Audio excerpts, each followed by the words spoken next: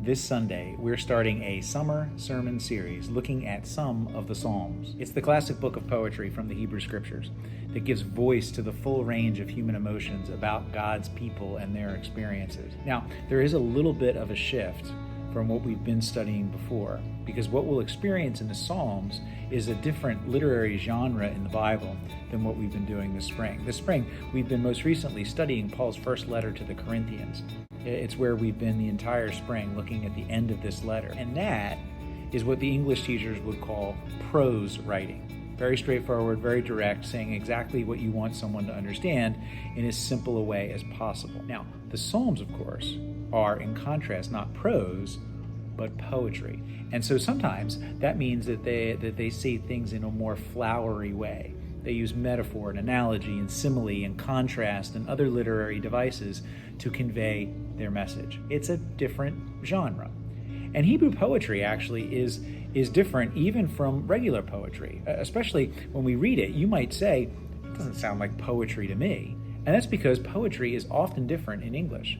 Right? We're used to English poetry that often rhymes, with similar sounds at the end of lines and a meter that depends on the number of syllables in a line, and they all match. For example, of course, right? Mary had a little lamb. Its fleece was white as snow. And everywhere that Mary went, the lamb was sure to go. See? Similar number of syllables in each line, the ends of the lines rhyme in a certain pattern, right? That's how English poetry often works. It's how a lot of our English hymns are written as well. Amazing grace, how sweet the sound that saved a wretch like me.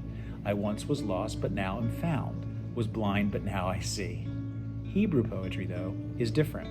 And it's probably a good thing that it is different, because it would be harder to translate into English and convey the thoughts if it rhymed like English poetry rhymed. But it does rhyme. Hebrew poetry does rhyme.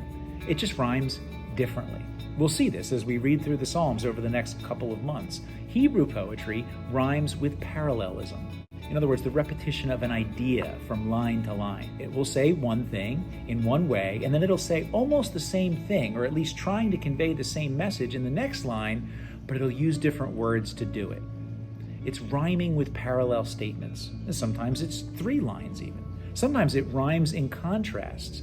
Instead of A and A1, 2 similar things, it's A and B, 2 contrasting things. They're different, but they match, sort of as the opposite sides of the same coin. So Hebrew poetry is indeed poetry, and it does rhyme.